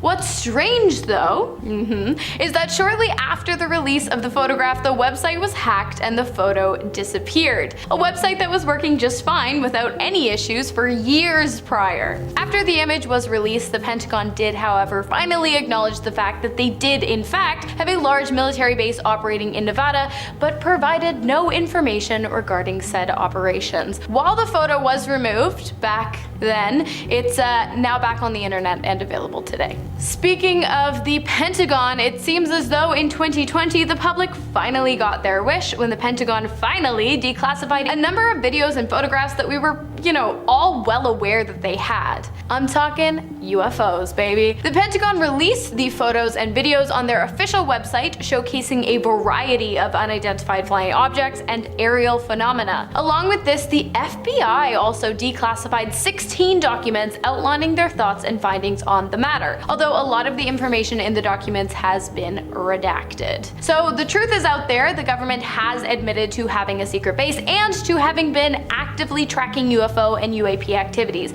But here is the thing. Are they feeding us this information because they really truly have decided to be transparent in their quest to uncover the secrets of the universe? Or are they feeding us to keep our mouths shut? So apparently before all the nukes and aliens and hazardous waste and spy planes and secrets, Area 51 was nothing more than a humble testing and training facility for the pilots of the U-2 aircraft. Apparently. Its official government name was, and actually still is, the Nevada Test and Training Range, a unit of Neal's Air Force Base. Doesn't really have the same ring to it though, if you ask me. Other nicknames for the base have been Paradise Ranch, The Ranch, Waterdown, and Dreamland, probably because they're dreaming if they think we don't know that they're holding on to aliens. Anyways, in November of 1959, about 4.5 years after the base was established, a radar testing facility became active. And as always with Area 51, while there is not much information out there as to what the radars are being used for, it has been speculated that their main purpose was to track the detectability of the U-2 aircrafts. Seems pretty obvious, but I feel like it's kind of weird that they didn't just come out and say that after the purpose of the U-2 spycraft was revealed. But I think I've given up on trying to figure out why they release the things they do and don't the things they don't. Anyways, finally on our list today we have the discovery of aliens and the subsequent experimentation on said aliens and their extraterrestrial modes of transportation. Now, in the beginning we already touched on the fact that the military personnel at Area 51 were allegedly able to reconstruct an alien spacecraft using reverse engineering. But just like how when there's smoke, there's fire, when there's an alien spacecraft, there must be an alien. Many members of the public believe that not only have the government found and taken into custody the ships of aliens, but the actual aliens themselves. Whether or not they are thin green men with oval heads and bulging eyes is still up for debate. Maybe we should get a petition going in the comments and see if the government will finally comply with the Freedom of Information Act. Or maybe they already have and they don't actually have to tell us everything. Who knows? I'm a YouTuber, not a lawyer. Let's talk about one of the most talked about photographs of all time, at least when it comes to the strange and unexplained. In 1941, a photo was snapped at the reopening of the South Fork Bridge in Goldbridge, British Columbia. At first glance, this looks like your typical historical photo. It's black and white. People are dressed in 40s clothes, old school cameras, all that stuff. But wait, there's one guy in the photo who immediately catches your eye. He's wearing more modern looking sunglasses, a printed t-shirt, and holding what looks like a camera that's too small for the time. People online have gone wild with the idea that this guy was a time traveler who slipped into the past wearing clothes from the future. A hipster from today somehow stuck in the middle of a 1940s photo. A pretty wild and far-fetched idea, and of course some people have tried to debunk this one, saying the sunglasses were actually a style from the 1920s. The printed t-shirt, well, on closer look, turns out it's just a sweater with a sports emblem on it. As for his camera, it was smaller than most, but portable cameras did exist back then. Boring, right? Well, sure, maybe all of that makes sense, but it doesn't stop people from wondering. Cause the guy does just stick out like a sore thumb, and at the end of the day, there's no way we can really know for sure. And that's not the only supposed time traveler captured on camera. There's also the story of Chaplin's time traveler. Take a look at this video here and see if you can spot anything odd, aside from the zebra statue. Yeah, see the woman walking in the background? Looks like she's holding something to her ear, right? Almost like a cell phone. Now, it's easy to look past this. I mean, cell phones are so common now that they almost seem like extensions of our bodies, but yeah, people didn't have cell phones back in the 1920s. In case you didn't know. Back in October of 2010, a filmmaker named George Clark uploaded a clip to YouTube titled Chaplin's Time Traveler. In the video, he's analyzing a bonus feature from the 1928 Charlie Chaplin movie, The Circus. The clip shows footage from the movie's Los Angeles premiere, and if you look closely, there's that woman walking by by holding what appears to be a strange device to her ear. Clark thought she was talking into a mobile phone, something that definitely wouldn't have existed in 1928. So it got people talking. Was this footage of a time traveler? Had this woman slipped into an alternate timeline from the future? Well, it's probably exactly what happened, but some people have some other more out there ideas. Nicholas Jackson, for example, an associate editor at The Atlantic, pointed out that the woman could have just been using a portable hearing aid. This was a very new piece of technology at the time, so it wasn't common to see, but it is possible. But, I mean, isn't time travel, or the idea that this was a woman crossed over from another reality, more plausible to you than an old-timey hearing aid? Well, we're finally here. I've done videos on the channel before talking about the Mandela effect without ever directly discussing one of the most famous of all time, the Darth Vader "Luke, I am your father" line. While considering James Earl Jones just recently passed away, and the title of the video being Parallel Universes Captured on Camera, I thought I'd give my 2 cents on this one. According to huge swaths of the population, the version of Star Wars we watch now is not the one we remember, and I'm not talking about all the George Lucas edits. This goes deeper, almost like the version we watched when we were young was from some alternate universe, or we've all slipped into an alternate universe ourselves. At least those of us that remember the line being "Luke, I am your father," and not just "No, I am your father." Considering this is one of the most famous movie moments in history, it really is strange how often people would get this wrong. Every Vader impression at recess began with "Luke." Parodies would get the line wrong. One that sticks out to me is in Toy Story 2 with Zurg's line, "No, Buzz, I am your father." So what's going on here? Are a bunch of us simply misremembering the line, or have we all really slipped into a galaxy far, far away? So this video was posted to Reddit by user Upstairs Cash 8400, and it's pretty bizarre. At first, it just looks like an empty street with a bird in the sky until you realize that that bird's not moving. Then things get even stranger when we see a mother and son both looking up at the bird, completely confused about what they're seeing. So this is not just a glitch in the video. Now, sure, they could be part of a hoax, but if they are, they do a pretty good job of acting it out. What makes this so weird is that there's nothing behind the bird. It's just open air. It's not near a building. It's not like it could be a sculpture or something. It's just hovering. No strings, nothing. Definitely a bizarre one. And finally, we have the WOW signal. This mysterious radio signal was picked up in 1977 by an Ohio State University radio telescope, lasting just 72 seconds. It got its name from astronomer Jerry R. Amon, who wrote "WOW" next to the data printout. The signal's frequency and intensity were unlike anything we've seen from natural sources, leading some to speculate that it could have come from extraterrestrial life, but there's another theory that it might have come from a parallel universe. Something, whatever created this signal, could have dipped into a black hole and is now in a completely different universe. Of course, less exciting explanations like a passing comet or space debris haven't been ruled out either. While there's no definitive proof of anything, it's definitely worth checking out the recording. It's pretty spooky sounding. A woman in a video from 1938 looks like she's talking on a cell phone. Did a man travel back to 1995 to catch a Mike Tyson fight? And in Mongolia, a 1,500-year-old mummy was found wearing shoes that look suspiciously like a fresh pair of Adidas. These are time travelers caught on camera who can't be explained. So in 2016, a team of archaeologists in Mongolia made a strange discovery. It was a 1,500-year-old mummy buried in the Altai Mountains. The body was impressively well preserved, but what really set off the internet were the shoes. People swore they looked exactly like a pair of modern Adidas sneakers. Observe the black stripes, the overall sporty design. Photos of the find started popping up online, and of course, the time travel talk began. Were they serious? For the most part, no. Were a few people serious though? Yeah. Probably. Why would someone from over 1,000 years ago be wearing something that looked like it came straight from a Foot Locker? People said. What the hell is Foot Locker? Said the Zoomers. Is that like jail for people's feet? Or MMA move? I'm not crazy, right? Like, there's not as many Foot Lockers as there used to be. Anyway, even if it wasn't Adidas, the style was bizarrely modern. Well, that's when the experts stepped in, and by that I do not mean Foot Locker employees, I mean archaeologists and historians who addressed the issue at hand, or should I say issue at foot.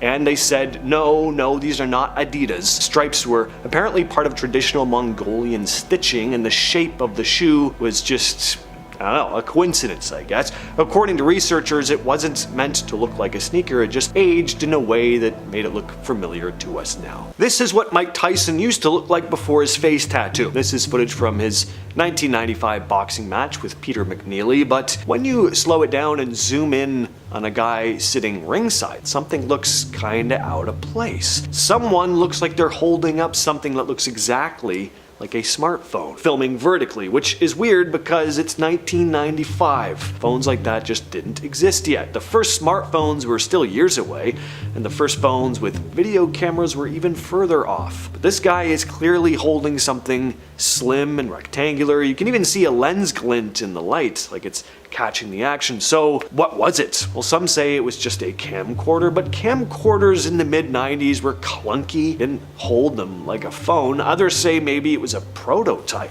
I don't know. I think the most probable answer, though, is that someone who was so distraught over his fight with Jake Paul, or whatever you want to call that, I don't even know if it was a fight, but in their desperation, they were somehow able to craft a working time machine, using it to, of course, travel back to the mid-90s to see Mike Tyson right after he got out of prison. It's an odd time to choose, not quite his prime, but he was still winning fights. Regardless, though, if you're going to go back in time, you're not going to leave your cell phone behind, right? So this one comes from a 1938 video. It's quick, but take a look at the woman who has her hand to her ear. Notice something? It really looks like she's talking on a cell phone, doesn't it? Now, obviously, that makes zero sense. Cell phones weren't a thing for another 60 years, so of course people started tossing around their theories. Aside from people debunking it, though, there are really only two theories people have: that this chick's either a time traveler, or this is a case of some sort of glitch in reality. Like whatever computer overlord is controlling our reality accidentally added a cell phone to a video supposedly shot long before they were invented. Makes sense to me, but the official explanation is more boring. Interesting in its own way, though. So a woman came forward years later claiming that it was her great aunt in the footage. According to her, a factory she was working at had an experimental communications division, and the workers were testing out wireless radios. That's supposedly what this woman was holding, a two-way radio prototype. Kinda cool. But if that technology was available in 1938, why did it take another half century to get mobile phones into people's hands? I don't know. I just make videos about sea monsters and ghosts. The hell do I know, really? Ever had that eerie feeling something is off with reality? Like a scene from The Matrix. Sometimes the real world seems to stutter or glitch, and it's all caught on live TV. From news anchors freezing mid-sentence to ghostly figures strolling through stadiums, these bizarre televised moments have left viewers wondering if we're all characters in some cosmic video game. Strap in, because today we're counting down real-life live TV glitches that are so freaky and unexplained they might just convince you we're living in a simulation. Imagine watching a live news report and suddenly the reporter's words turn into total gibberish. That's exactly what happened during a CBS Los Angeles broadcast from the 2011 Grammy Awards. Viewers were stunned when reporter Serene Branson went from speaking normally to uttering a string of nonsensical sounds on live TV. Well, a very, very heavy debatation tonight. We had a very Darrison. She visibly panicked as she realized something was wrong, leading many to fear that she was having a stroke on air. Paramedics rushed to examine her, and thankfully, her vital signs were normal. It turned out Serene had suffered a complex migraine that mimicked stroke-like symptoms, causing sudden aphasia or speech impairment. In other words, her brain glitched, scrambling her speech. The clip went viral as a real-life Matrix moment, a healthy young reporter seemingly malfunctioning without warning. It was a scary sight, but also a relief when we learned it wasn't a true stroke. Still, for a few seconds of live TV, it felt like reality itself had briefly broken down. A famous weatherman suddenly freezes like an NPC caught in lag. On the Today Show in 2012, co-hosts Savannah Guthrie and Matt Lauer finished a silly dance joking about leaving room for the Holy Ghost between dance partners. That's when Al Roker, the beloved NBC weatherman, did the unthinkable. He stared directly into the camera, motionless, with a goofy grin for a full 17 seconds. He didn't blink, didn't move a muscle. It was as if someone hit the pause button on Al Roker. Roker later explained that it was a bit of deadpan humor, essentially a brain freeze challenge he did on purpose. The show's director egged him on to see how long he could hold the pose, and Al committed to the bit. Even so, watching it back, many viewers felt a chill. The moment looked so uncanny that it's now a classic glitch in the Matrix clip. During a live soccer match, a shadow person sprinted through the stands, and no one can agree if it was a glitch, a ghost, or just a camera trick. This incident happened at a stadium in La Paz, Bolivia, during a Fox Sports broadcast in 2014. In the footage, you see a dark, human-shaped figure running rapidly across the lower tier seats straight through the crowd, yet no one in the audience seems to react to it. Viewers at home were creeped out.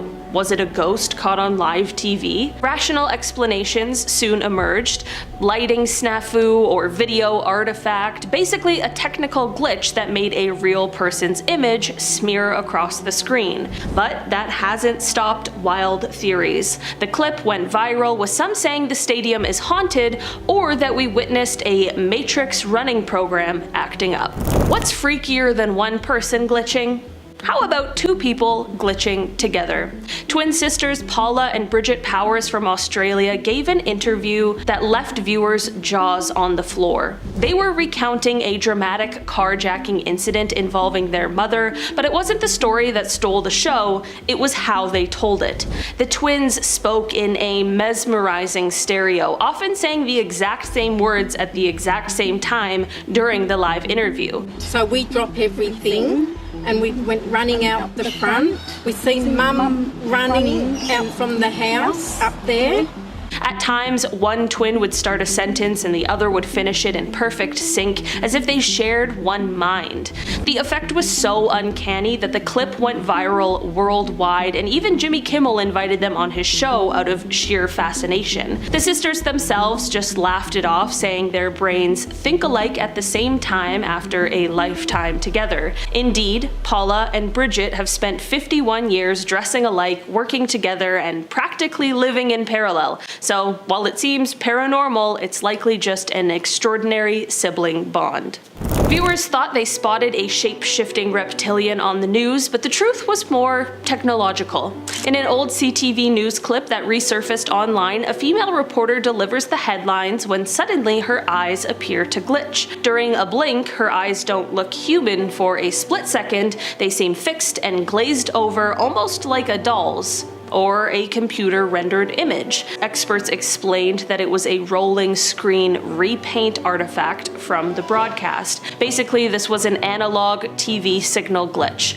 On old antenna TV, if the signal degrades at the wrong moment, in this case when she blinked, part of the previous frame's data can briefly hold on for a second. The result? Her eyes open from a prior frame overlaid on her face while blinking, creating a creepy illusion that her eyes blinked but didn't close? Technical or not, it looked really freaky, like an NPC in a video game failing to load its textures. Even after hearing the explanation, some joked, "Sure, that's what they want you to believe."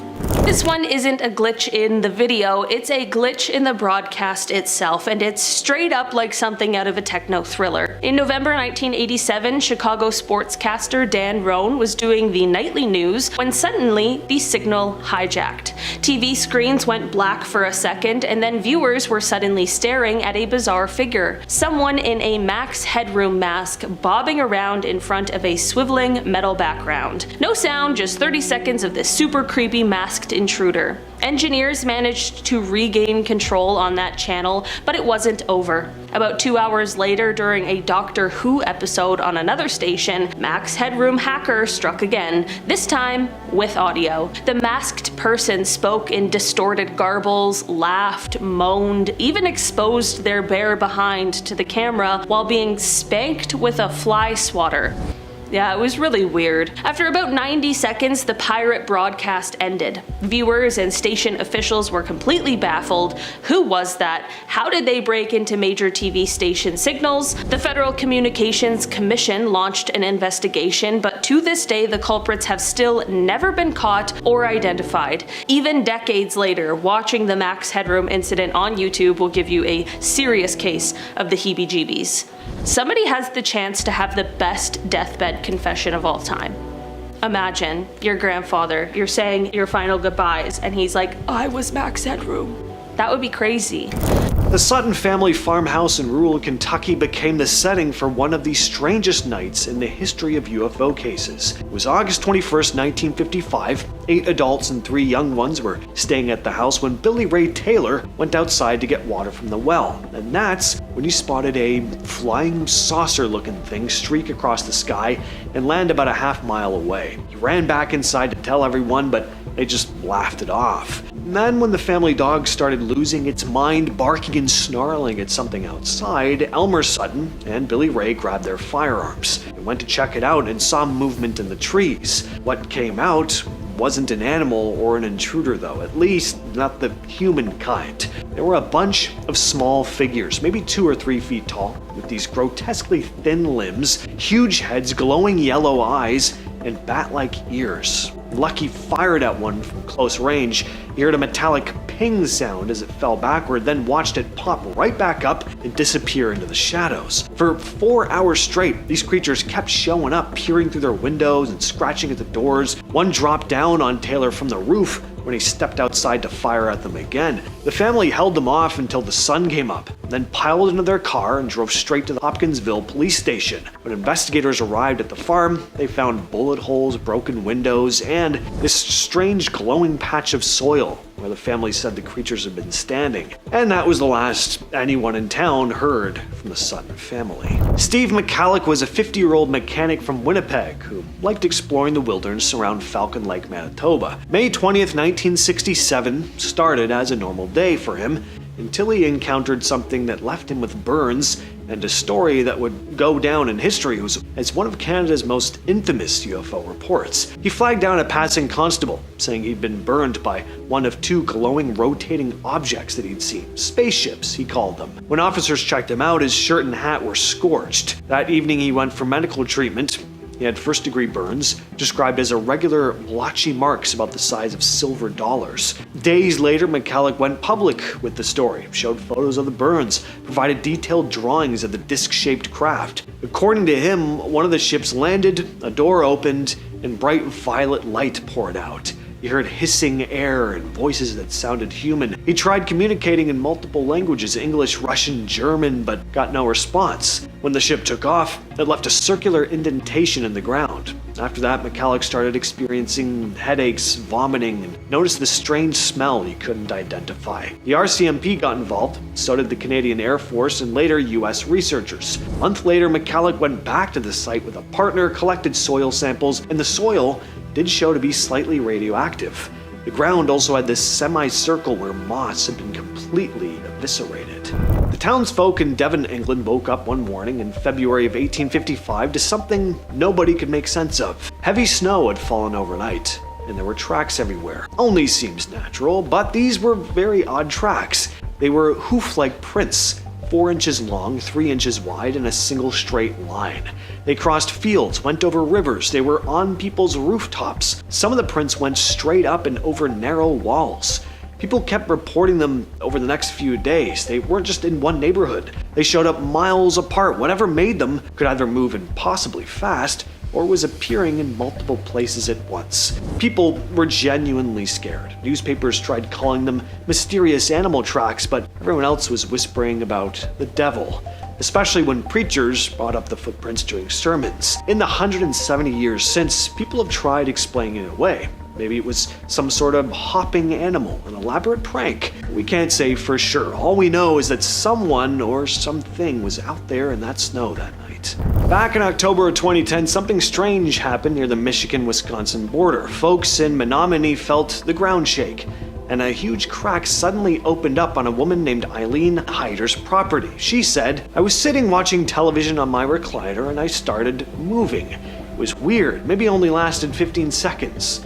The crack was massive though, 360 feet long, with a ridge about 6 feet high stretching the length of a football field. People, of course, assumed that an earthquake had happened, but Michigan Technological University researchers ruled that out. Wayne Pennington, the dean of Michigan Tech's College of Engineering, was completely shocked by what he saw and said nothing even registered on a seismograph. After studying the site, the team concluded that what's called a pop-up had occurred. This basically is when underground pressure on the limestone beneath the area suddenly releases, pushing the ground up and forming a massive crack like this. Usually it's caused by the removal of a glacier, but the glacier left here 11,000 years ago, so why did it wait until 2010 to happen? Pennington said. This type of pop-up is extremely rare. The pressure in that area had likely been building up for thousands of years, and whatever triggered it finally gave way in 2010. So, I don't know, what do we take from that? That sometimes cracks can open up in the ground unexpectedly, I guess? That's great to know. Have you ever felt like reality is off? Like something isn't quite right in the world around us? Well, get ready to question everything you thought you knew. In this video, we are diving deep into the simulation theory and uncovering 10 chilling clues that suggest our existence might be nothing more than lines of code in a hyper-realistic computer program. Starting off, we are talking about the argument of high probability. Some philosophers, like Nick Bostrom, have cooked up a theory that feels like it can't be real, but it is actually taken quite seriously by some scientists. They say there's a high chance that we are living in a simulation. Bostrom argues that one of these 3 scenarios is probably true. First, that extinction is the norm. Almost all civilizations out there, like ours, never make it past a certain point. They wipe themselves out or get destroyed before they can really get advanced technology. It's a little bit terrifying, right? Imagine countless civilizations reaching the brink of greatness only to fall into the abyss of extinction. It's like cosmic Russian roulette. The second scenario is that no one's playing games. The advanced civilizations that do make it decide running simulations of their past, like their own version of super advanced ancestry.com, is boring or pointless. So they don't bother creating these massive virtual worlds to see what their ancestors were like. The third scenario is that this is all make-believe. Definitely the scariest of the scenarios, that we are actually living in a giant computer game right now. That our entire universe with its stars, planets, and morning coffee is just some super advanced alien software running on a cosmic computer. So why is this unsettling? Well, if we're in a simulation, then who's controlling it? What happens if they decide to hit the off switch? It's like being a character in someone else's video game, and it makes you wonder, are our choices really our own, or are we just following the pre-written code of some cosmic programmer? This theory gives a whole new meaning to the question, what is reality? And honestly, it's a little bit spooky when you really think about it. Next, we are talking about the second law of infodynamics. So a physicist studying the mutations of the SARS-CoV-2 virus has stirred up quite the conversation with claims that hint we might be living in a simulated universe. Dr. Melvin Vopson, the scientist behind these claims, introduces, quote, the second law of infodynamics, suggesting that mutations in the virus aren't random but follow this new law. He's found that information entropy, a measure of disorder from an information perspective, decreases over time in these mutations, opposing what we see with typical entropy, which increases. This discovery is more than just a quirky observation. Vopson argues it could flip our understanding of evolution on its head and even hint at a universe that's more orderly and deterministic than we thought. He connects this to the idea that the universe might be a giant simulation, designed with data optimization to minimize computational needs. In his studies, particularly with the ever-mutating SARS-CoV-2, Vopson has observed patterns that he believes can't be dismissed as random. He suggests that if we start viewing genetic mutations deterministically, we could potentially predict mutations before they happen, which could revolutionize genetic therapies and vaccine development. However, the physics community is still skeptical, and more research is needed to test these very bold ideas. Vopson's theory, while intriguing, remains on the fringe, and proving it might involve experiments that check if information itself has mass. A concept that could tie back to everything from the heat death of the universe to why symmetry is so common in nature. So while the second law of infodynamics opens up fascinating possibilities, it is a long road from hypothesis to accepted science, especially with claims this big. But who knows? Sometimes the strangest ideas lead to the most profound discoveries. Next, we are talking about the limitations in the laws of physics. So think about the speed of light. Nothing can go faster, right? It's like the universe has a top speed limit, and no matter what you do, you can't break it. This reminds some people of a video game, where the game can only process things so fast, so it sets limits to keep everything running smoothly. Then there's the Heisenberg uncertainty principle, a weird rule in quantum mechanics that says you can't know both the position and the speed of a tiny particle at the same time. It's as if the universe saves on processing power by not deciding where something is until it absolutely has to. Kind of like a game that only loads the parts of the world you're looking at to save memory. These rules of physics might make you wonder if they're just programming constraints in a giant cosmic simulation set up to keep things manageable for whatever's running the show. Isn't it a bit like we're living in a cleverly crafted game where certain things are off limits to prevent the whole system from crashing? It's definitely a wild thought, but it sure makes you look at those science class lessons a little bit differently. Next, we are talking about the observer effect. So have you ever heard of the downright bizarre behavior of particles in the quantum world? In quantum mechanics, things get really weird because particles, like electrons, don't settle on a specific location or path until we actually check up on them. Kind of like they're all potential and no decision until observed. This quirkiness is known as quantum indeterminacy and the observer effect. So now think about how video games work. Alright, it's just the easiest parallel, so there's going to be a lot of video game talk. They don't bother rendering every single part of the game world all at once. Instead, they only show you what's in your current view to save on the processing power. It's like the game is saying, why bother with the rest if you're not even looking there? This is eerily similar to what's happening at the quantum level. It's as if our universe is running a super efficient simulation, doing calculations only when necessary to make sure it doesn't waste any resources. This parallel makes some folks wonder if maybe, just maybe, we're living in some sort of cosmic video game where things aren't fully decided until they need to be. Next, we are talking about mathematical consistencies. Have you ever noticed how everything in the universe seems to follow a specific set of rules, almost like it's all part of a gigantic mathematical equation? Pretty wild when you actually think about it, from the way the planets orbit the sun to how your coffee spreads out when you spill it. There's math everywhere. This isn't just a coincidence. The universe is actually incredibly consistent and can be described really well using mathematical principles, just like a computer program. This consistency is what gets some people thinking. Maybe our universe is a bit like a game or a simulation. I mean, really just think about it. In video games, everything from the graphics to the physics is governed by code, by math. So when scientists find that even the most chaotic and complex systems in our universe can still be nailed down with equations, it makes you wonder if there's some sort of computational foundation underneath it all. So why is this exciting? Well, it suggests that maybe our whole universe could be running on a vast cosmic computer with every star, planet, and galaxy following a set of mathematical instructions. It's like the universe is a giant puzzle and math is the key to unlocking its secrets. I feel like that's a nightmare for a lot of us.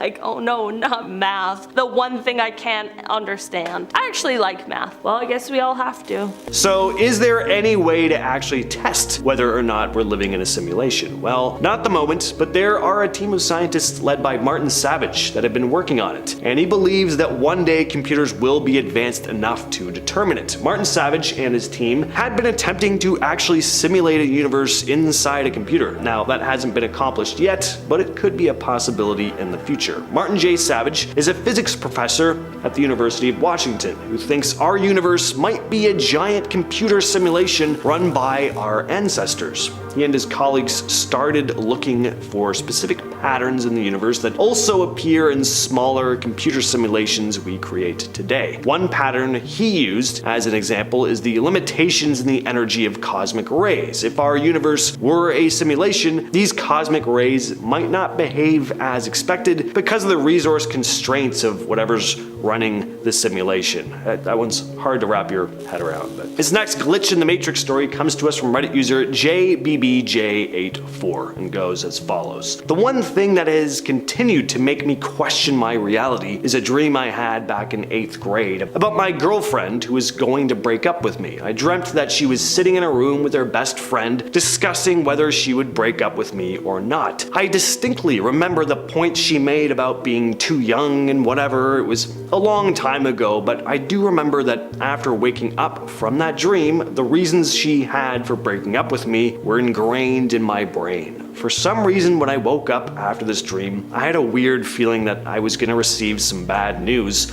Lo and behold, I checked my phone and there's a massive text message from my then girlfriend explaining why we should break up, with the exact same reasoning as I witnessed in the dream I had. Even weirder is that I found out the friend I had seen in my dream was actually with my ex when she sent the message. It was the weirdest effing thing I've ever experienced. It was completely out of the blue and I didn't expect the breakup text at all before the dream. Now, after I've read about simulation theory, the thought can't stop popping into my mind that somehow I was able to visualize the next part of this game tree, that I unexpectedly was able to view what was going to happen next. It still bugs me today and gives me existential anxiety because I still don't have a plausible explanation as to why I had such a specific dream that actually ended up coming true. David Chalmers is a well-known philosopher who focuses on the nature of consciousness, looking into why and how physical processes in the brain give us the feeling of being conscious. Chalmers is also interested in the idea that we might be living in a computer simulation. Now, Chalmers really makes the whole simulation thing seem less scary than it sounds. He has a much more chill view on it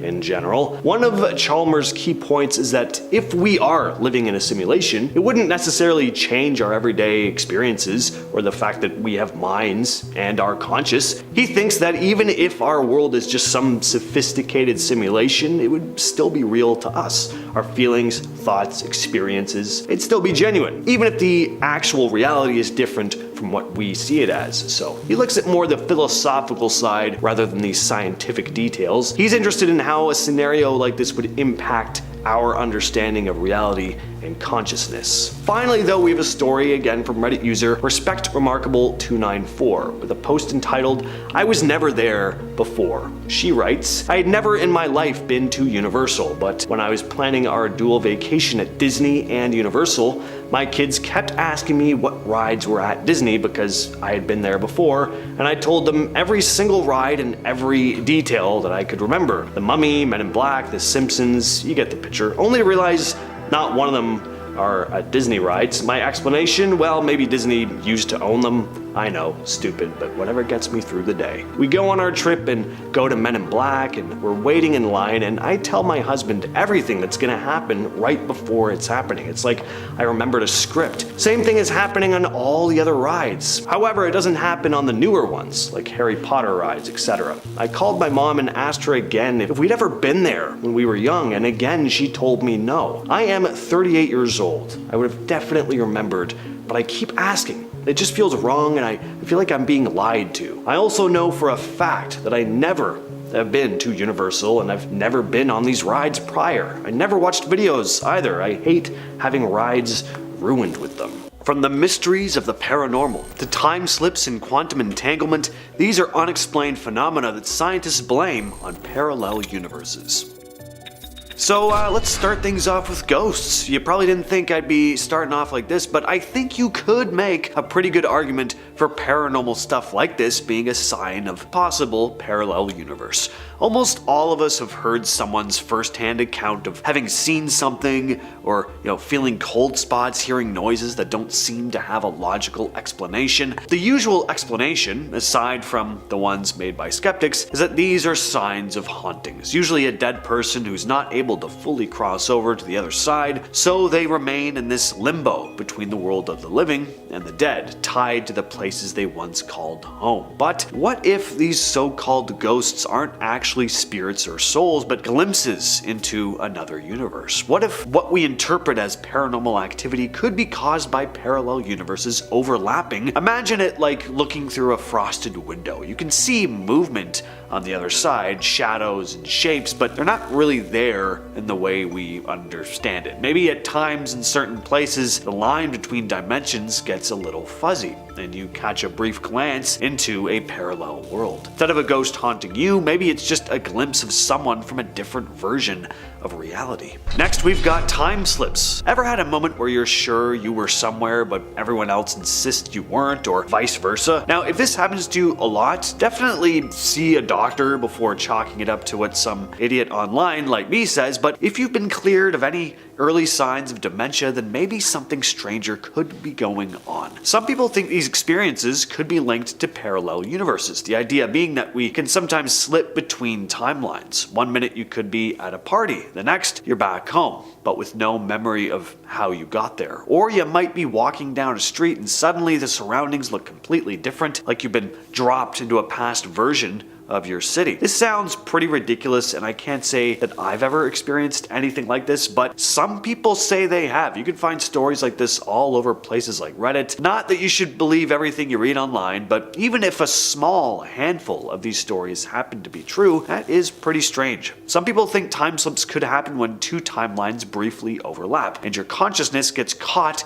in this switch. You're still you, but somehow you're seeing a different version of events, like a time traveler who doesn't even know that they're time traveling. Now let's talk about something a bit more sciencey, quantum entanglement. This is a phenomenon where two particles become linked in such a way that when something happens to one, the other is instantly affected, no matter how far apart they are. Yes, this really does happen, despite the fact that what I just described doesn't seem to follow the rules of space and time. It's as if the particles are somehow aware of each other across these vast distances. We still don't know exactly why this happens, and if you wanted to make the argument, which I am, it could possibly point to, at the very least, a glitch in the Matrix, similar to the parallel universes theory. A glitch in the Matrix meaning that the world around us is an illusion created by who knows what. Point is, our universe may just be one of many. Could we exist in this complex web of overlapping universes where every now and then one of the strands twitches in a way we don't understand, causing a mysterious and unexplainable phenomena like this? Alright, let's talk deja vu. Sure, this gets talked about a lot, but for good reason. It's pretty disconcerting. Every time it happens, it throws me off. I'm always left with this uneasy, existential dread for about 30 seconds before I get on with my day, but it's this brief reminder that despite everything science tells us, and as clear as the world seems at face value, there are a lot of things we just don't understand. It's eerie, but kind of humbling. How can we be experiencing a sequence of events so specific that we logically know that it's the first time we've lived it, and yet somehow there's this feeling in the pit of our stomach that, no, we've been here before, seen this play out. It's not a memory, more like something you've seen in a dream, maybe? It's vivid yet hazy at the same time. There are tons of theories on deja vu. One being that you have lived the exact moment, but in a different life. That time either runs in a constant loop, or a parallel universe running right along our own briefly overlaps and gives us that strange, uncanny feeling. Think of it like your brain momentarily accessing memories from a different version of yourself, one who's living a slightly different life, but maybe in this other version you did something exactly like what you're doing right now, and for a split second your brain glitches and pulls that memory into the current moment. You're living in the present moment, but your mind receives a kind of signal from a different timeline.